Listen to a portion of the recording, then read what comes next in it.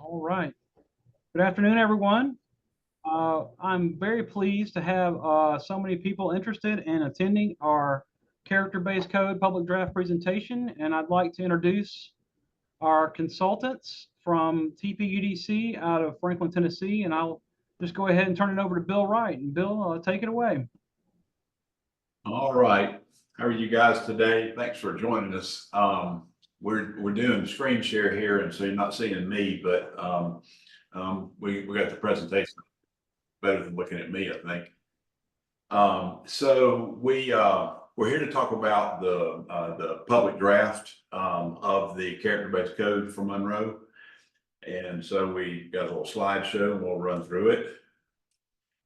This is the team that we assembled for Monroe. Brian Wright being the principal of the firm, and I'm the one that looks out after director of zoning, and Jessica Wilson was the director of planning at and she also helped me get online today because Anna Blevins is the project manager, and she's probably the most visible person in the team, because she deals with Brad day in and day out. And then Borza Zibak is the graphic designer that makes all our documents look so good.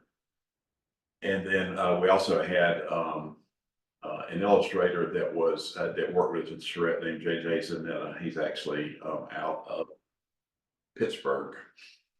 So just to talk through the process of how we got where we are. We started out by reviewing all the background documents that you guys had, which is the existing zoning ordinance and the comprehensive plan predominantly. And we had conversations and interviews with planning staff and with planning and zoning commissioners and city council members about everybody's goals on character-based code. We took a tour with staff to show us around Monroe, even though some of us already knew Monroe from earlier work we had done there. And it was really good to get back. We provided several opportunities for engagement with the public, and then we set about to create the client draft, and the staff gave us comments, and we've made updates to the client draft, and that became the public draft. So we started off back in December of 2023 with the community kickoff meetings, kind of just kicking off the project, getting everybody ready to start about zoning and going through everything. There's some pictures from what we call the Codapalooza, which you hear some of us refer to it as the charrette, but that was the next month in January of 2024. We talked about that sometimes the meetings were not as well attended as maybe we wanted them to, but you'll notice everybody in there's got a coat on. Pretty chilly when we were there, at least seemed chilly to us from Georgia. So we started out the Codapalooza with an opening presentation and a mapping workshop. And then we went into some topical meetings of just specific interest for a couple of days. The whole time we were there, the studio that we had set up there in Monroe was open for people to come in and see what we're doing, ask questions, and give us, ideas and thoughts that they had. And then on January 20th, we had a working progress presentation where we showed some plans that the way things might happen, could happen under the character-based code. And all that time, we were actually not only doing planning work, we were actually also writing parts of the code. While we couldn't obviously write the whole thing in that period of time, but we were moving in that direction. So what we heard was that housing prices are high there. People love Monroe's small town charm and the downtown. that you need a better mix of housing choices, that you want a lifelong community with more sidewalks and bike lanes and trails and parks. And really just you want Monroe to be a city that's full of opportunity.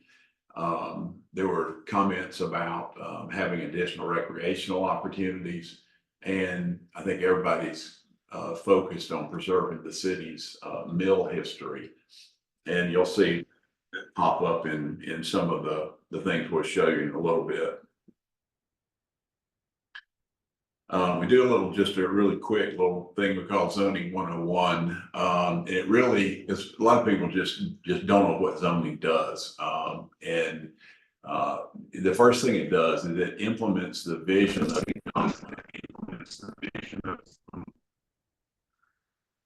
your comprehensive plan. I think somebody may need to.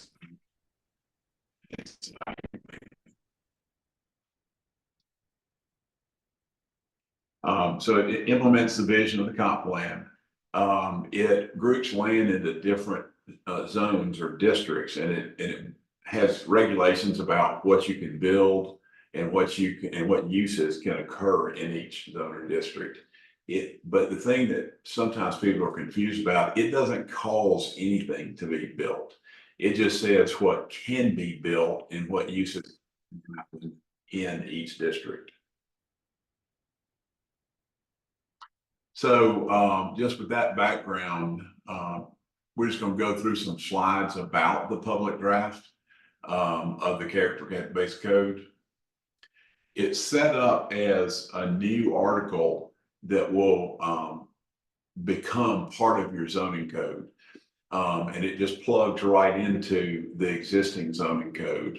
And it has several sections to a general section, another section on the various districts, section 720 that is the standards and requirements, and that's really the meat of the document. Section 730, which has sign standards in it. There's a pretty good bit of discussion about concern that the sign standards there had kind of gotten out of date and needed to look. And then we in section 740, it's a set of definitions that are applicable in the character-based code. So the general article, section 700, is what I like to call the housekeeping article. Like a lot of stuff goes in there, but it's basically nearly every ordinance you ever see has a front end to it that sort of sets up what you're getting ready to be seeing. But it talks about the intent of the document, the relationship to other provisions in the rest of the code, preparing and adopting a regulating plan. And a regulating plan is just another way to say a zoning map. Special requirements that are applicable in the character-based areas, and then the plan and application requirements for projects that are covered by the character-based document.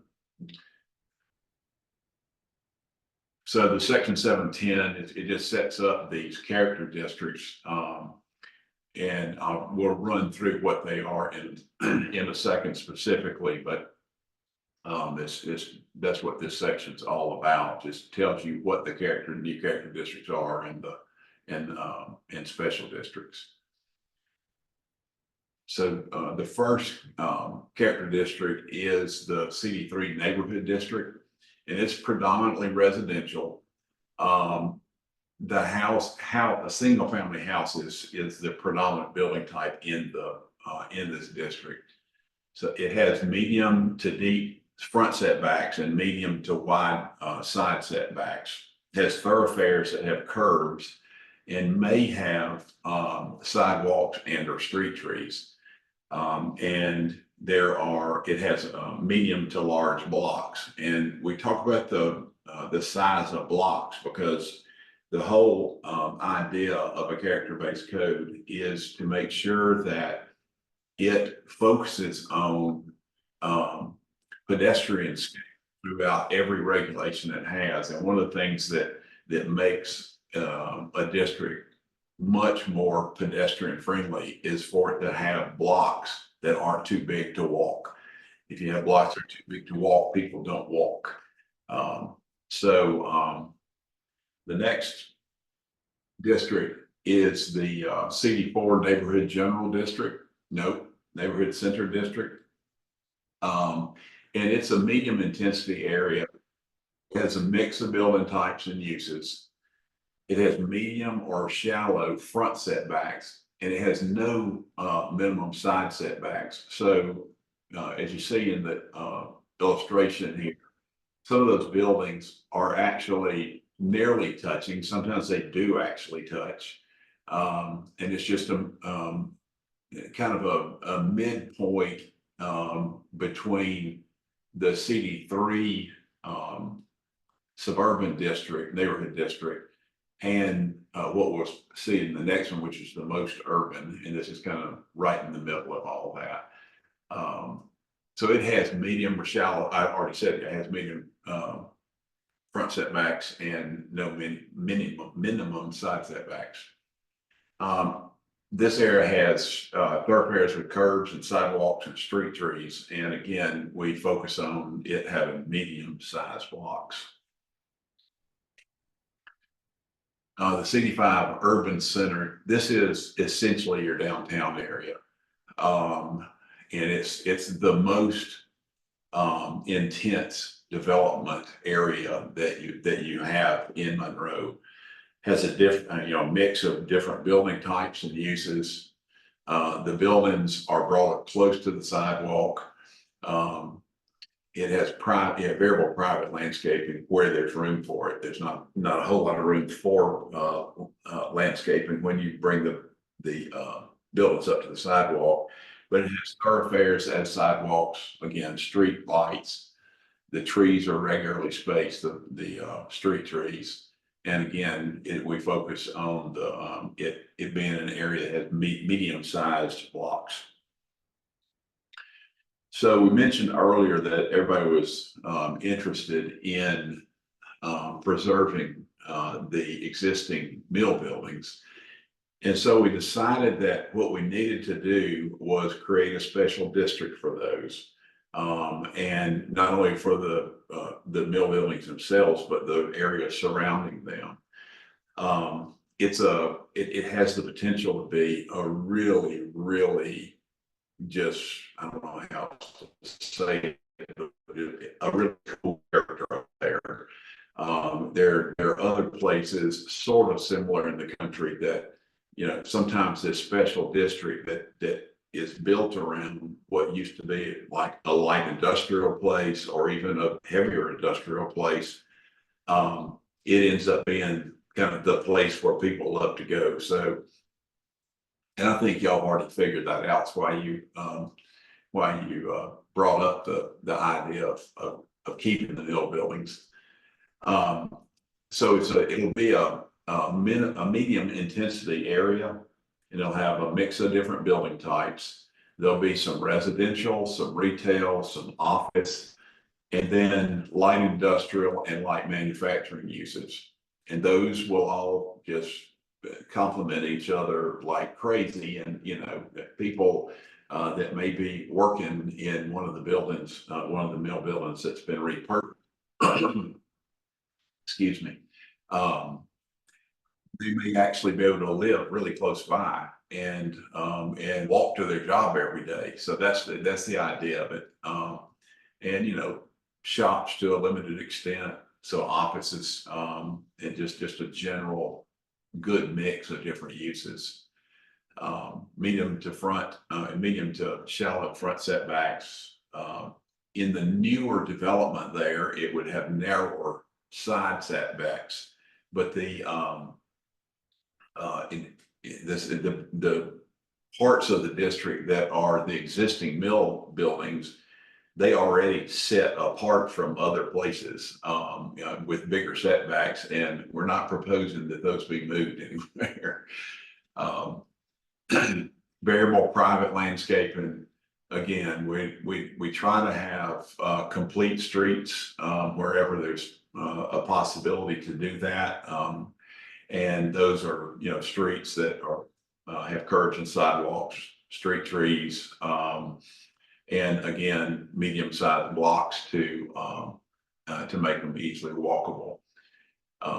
So the mill buildings would be protected, and you'd have some adaptive reuse where that's appropriate of those buildings.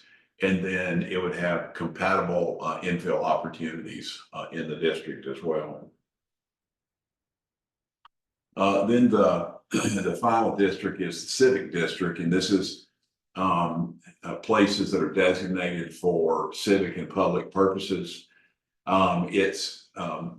Two things go in civic districts. It's either open space that is configured as a specific civic space type, like a park or a greenway or one of those things, and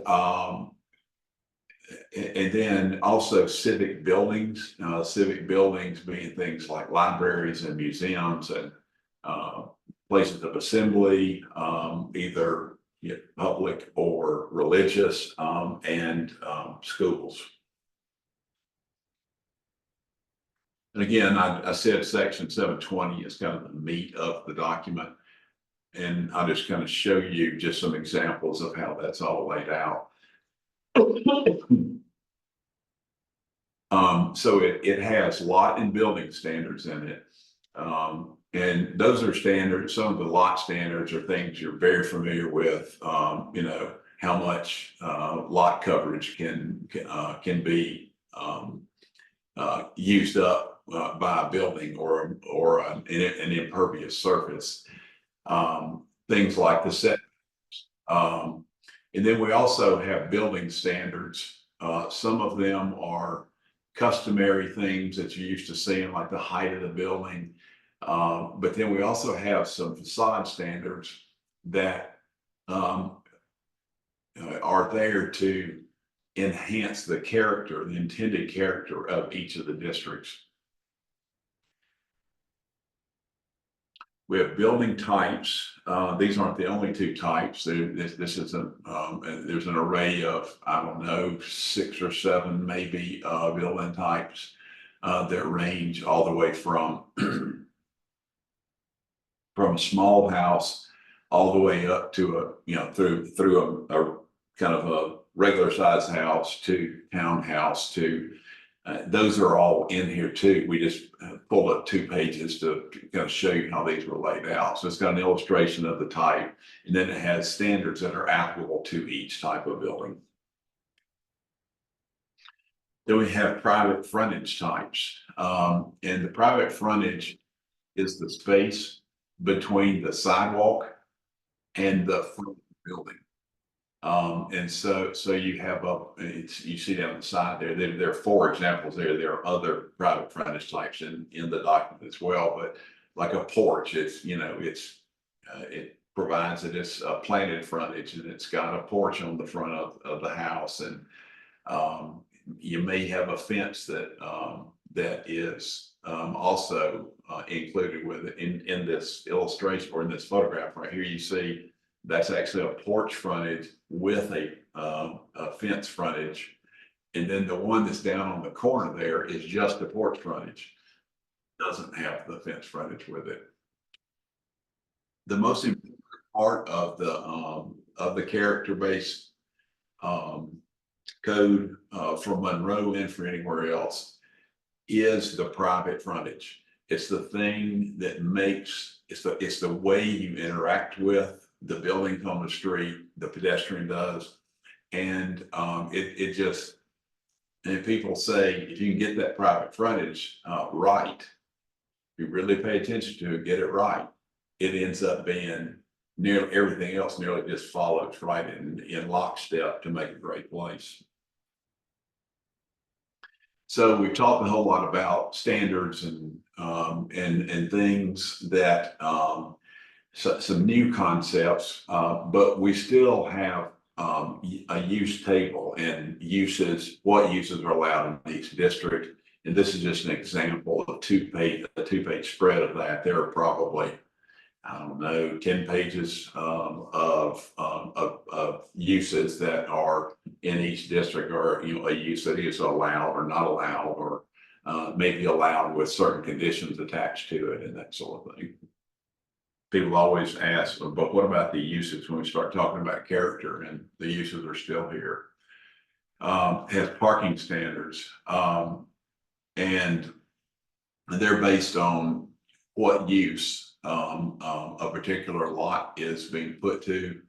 And that's the little parking table right there. It's just a matter of, if you got a residential use, how many places is required on the lot for each dwelling unit.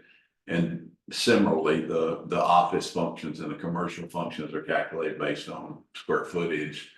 There are also provisions that allow different ways to reduce the parking requirement.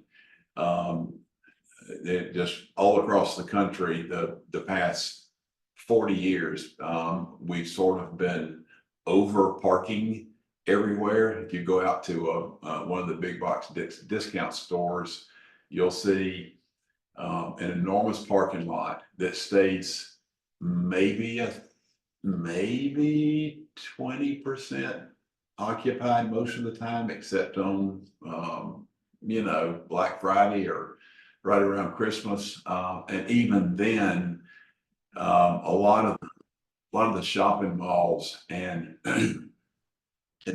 retailers have started allowing car dealerships to put their excess inventory in these parking lots, which I don't know how that's a permitted use, but it's being done a lot of places. So you'll go and if you want to go to a department store at the shopping mall, you're going to walk past 100 or hundreds of new Acuras, new Lexuses, new Teslas, and there are more of those cars there most of the time than are shoppers' cars. So we try to do things that where it's justifiable, where we want to allow people to be able to reduce the amount that's required of them. There's a concept called shared parking, uses that are complementary to each other, nearby each other, that you may be able to. And one easy example is like you may have, for instance, like a church that's got a big parking lot and it's only being used part of the week. You may be able to get credit for having close parking that is available to that church parking lot if the church has allowed it to be parked in. If there's any use that's close to public transit, or that has bicycle parking, or has car sharing spaces, those sorts of things are also ways that parking requirements can be reduced. For certain larger sites, we dig really in a little bit deeper to make sure that they're laid out as well as they can be. I've talked about block size a lot. Those block size provisions, regulations only kick in if you have a larger site, because if you're not developing a block, you can't regulate the block size of it by putting the roads where they need to go. But the civic spaces also, there are provisions that require a certain percentage of civic space to be made available in a larger site. The thoroughfare standards, again, if you're not building thoroughfares, and because the site's too small to have to build them, then they would not be applicable. But the thoroughfare standards kick in at a certain size parcel. And same thing goes for bikeways. This is just an example of a couple of the pages of the thoroughfare standards. They're very detailed. They they provide for certain elements that are required to be part of the quote thoroughfare. And the thoroughfare is not just the street; it includes the sidewalk and the planting strip and the parking lanes as well as the travel lanes. And each one of those is regulated by width. And that's the idea of the thoroughfare standards. Super easy to use. And one of the things we try to make sure of in our character-based ordinances is that it's highly illustrated. Anything that can be put into a table is put into a table, and that helps us reduce just voluminous textual provisions that people can actually go to sleep while they're reading them. And so in a similar way, there are different bicycle bicycle accommodation types. And this is just a couple of those. There are other types that are also detailed in the ordinance. And on civic space, we try to make sure that the civic space that is provided is excellent, useful civic space that causes people in the community to come together and it actually helps the sense of community. You guys have that great park that you've just recently done, and that's a good example of what people ought to be doing if they're building a development of any size. They ought to be putting that in themselves, not necessarily that the city needs to be putting it in. They need to be providing it.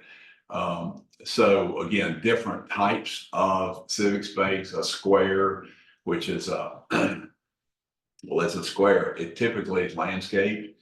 A plaza, which is also square typically, but it's a much more urban civic space.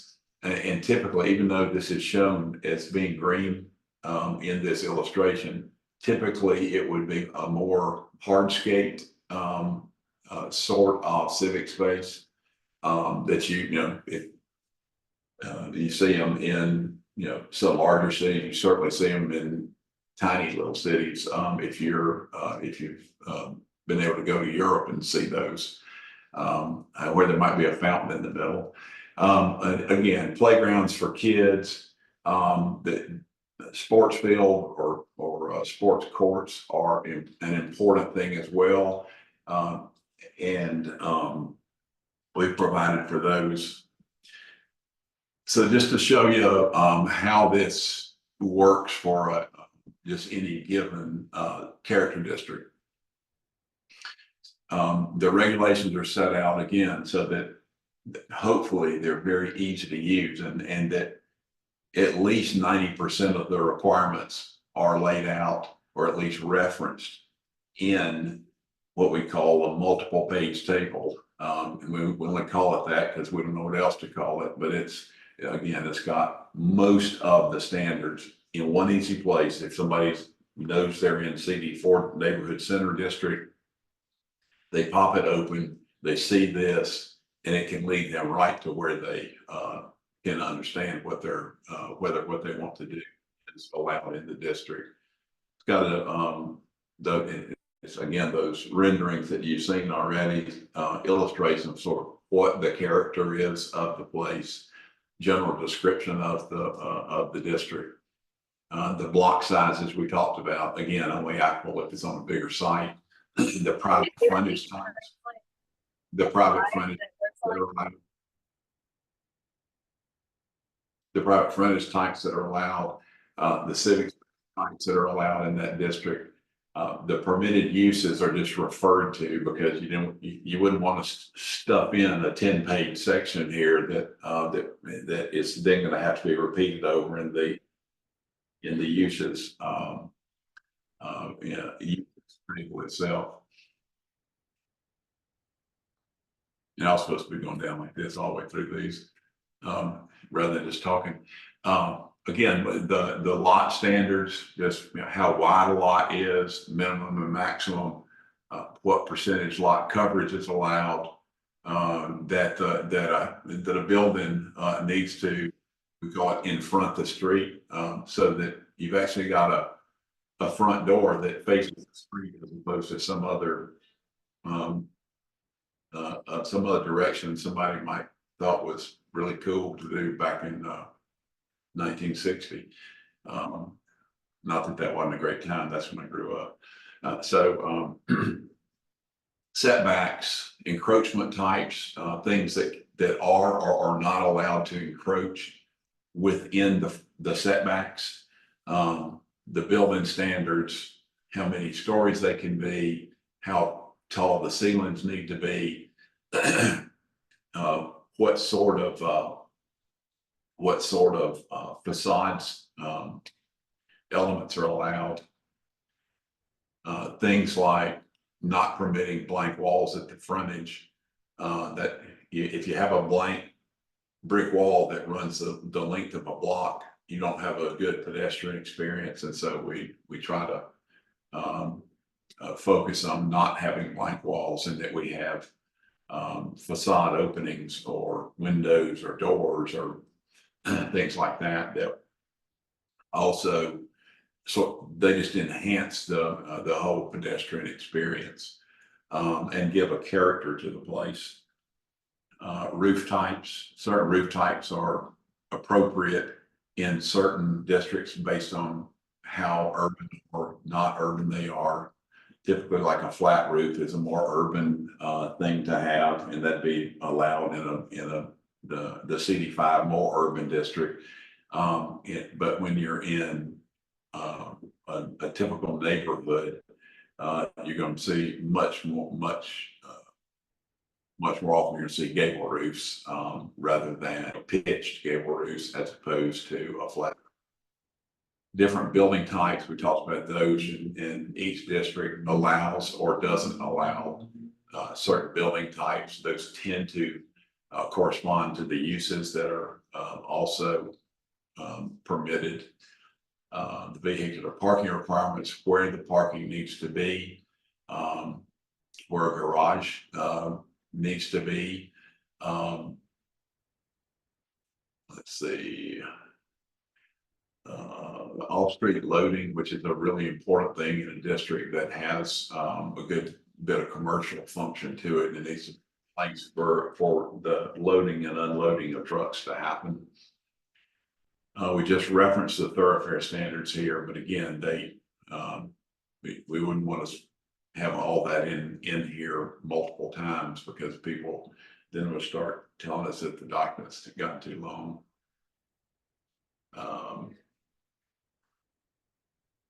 Where different, what we call non-building components, where they're located on a lot, things like the heating and air conditioning systems. Do you want them in front of the building, or do you want to put them to the side and set back a little bit? Things like that.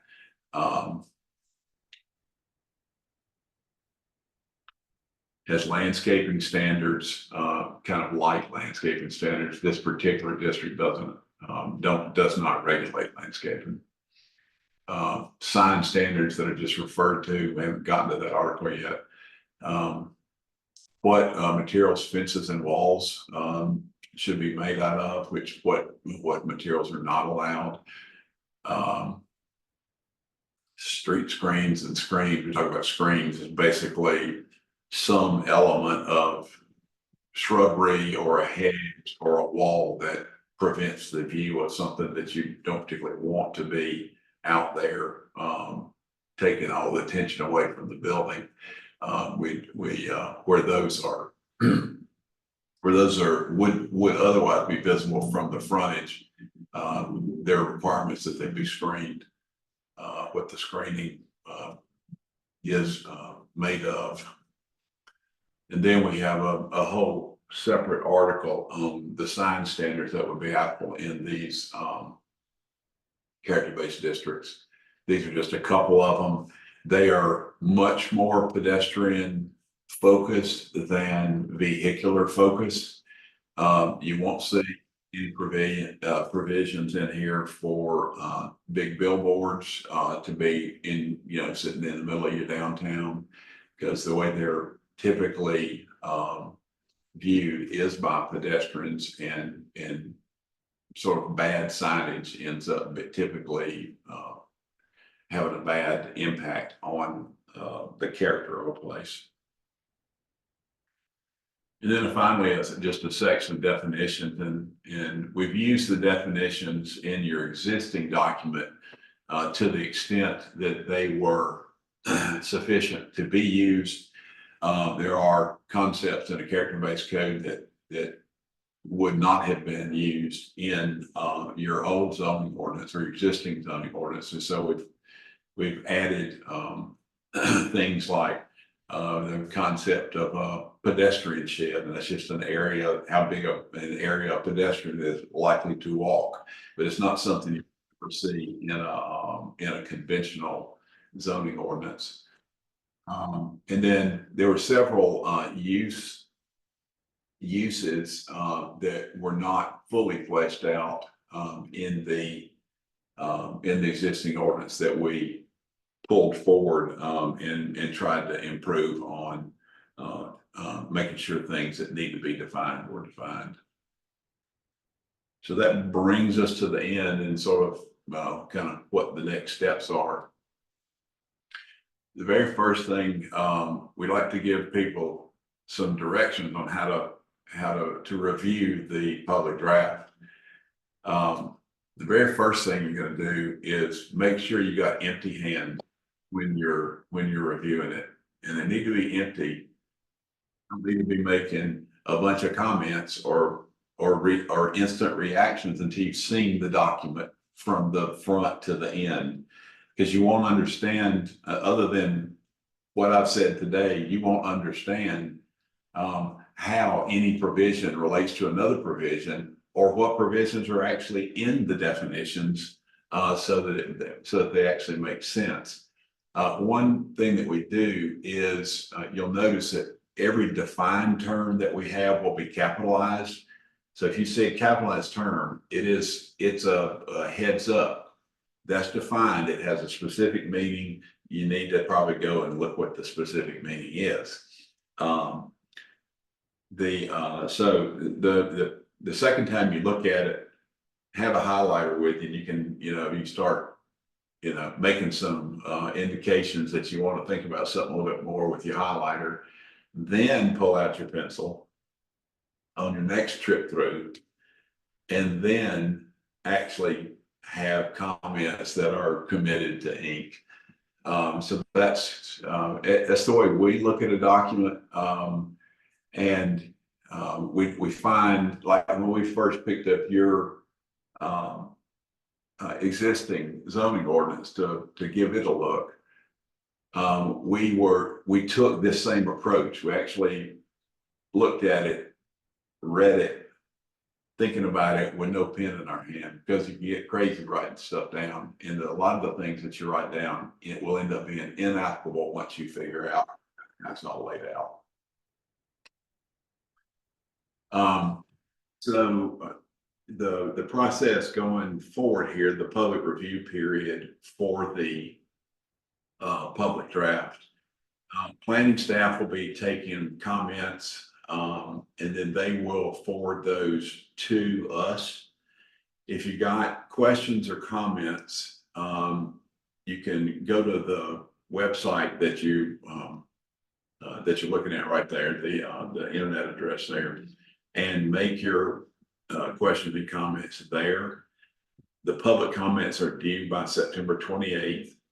And so that's the way the comments and questioning should be addressed. It helps to have a system rather than comments coming from a whole bunch of different directions.